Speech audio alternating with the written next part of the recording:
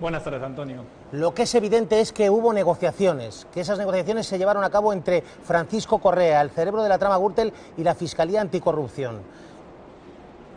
Tú tuviste conversaciones personales, directas con Francisco Correa. Sí, así es. Hubo conversaciones a varias bandas. Por un lado, el abogado de Correa se reunió con la Fiscalía Anticorrupción en varias ocasiones, y por el otro lado, el abogado de Correa se reunió también con las acusaciones populares, con varios abogados que estaban personados en el caso Gürtel, para de esa manera que la petición de pena también se rebajase en la acusación popular. Y en esas conversaciones, la acusación popular le pidió a Correa que, aparte de contarlo todo en el juzgado, lo contase todo también en una entrevista con el diario.es.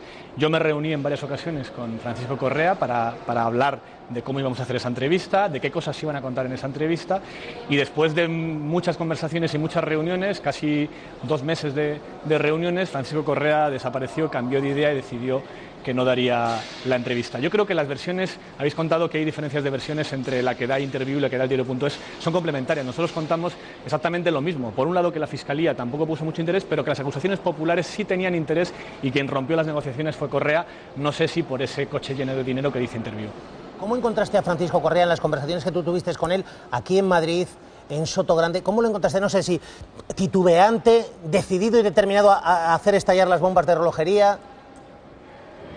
Dudaba mucho, dudaba constantemente, porque no tenía muy claro cuál iba a ser su futuro. Él está consciente de que es muy probable que le caigan al menos 18 años de cárcel, lo cual supone, con la edad que tiene, que saldrá de la cárcel siendo un anciano, si es que sale de la cárcel con vida. Y él estaba muy pendiente de ver cómo podía solucionar eso y qué salidas tenía para esa situación. Y en un momento determinado se reunió con la Fiscalía, y de hecho la Fiscalía, aunque luego han dicho que no fue para tanto, es cierto que hubo cosas que sí pasaron. Por ejemplo, el juicio de Valencia, el juicio del caso Fitur, se retrasó unos meses precisamente para dar tiempo a esas negociaciones que nosotros vimos casi en primera persona, porque hablamos mucho con Correa en ese tiempo. Correa, además, preparó documentación que entregó a la Fiscalía sobre esas conversaciones, sobre esa supuesta confesión, esa confesión que iba a dar, y en las conversaciones hablaba siempre de que tenía material más que de sobra para apuntar sobre mucha gente que todavía no ha salido y que están claramente involucrados en el caso. Ignacio, esto de apuntar siempre con hacer estallar bombas de relojería lo hemos vivido ya en otras ocasiones. Me acuerdo ahora mismo de Mario Conde, por ejemplo, de Javier de la Rosa, sí. Y al final nunca acaban estallando esas bombas de relojería, o por lo menos las bombas nucleares no estallan. ¿Tú realmente crees que tiene material, que esas bombas de relojería existen, por los datos que tú tienes? Pues claro, apunta a docenas y docenas de políticos y empresarios, sí, pero al final luego nunca estalla. Sí, no, Correa tiene bastante material. Correa sobre todo tiene información, no tanto como documentos, que también tiene muchísima información, porque él estuvo en el meollo de las grandes operaciones de corrupción de este país durante muchos años, en los 2 sitios donde más corrupción ha habido en España en los últimos años, que han sido Madrid y Valencia. Él estaba en los 2 sitios y tenía mucha información de cómo se hizo todo. Y sí, yo creo que aunque él parece que ha cambiado de opinión, sí tiene información más que de sobra para poner gran parte de este país patas arriba.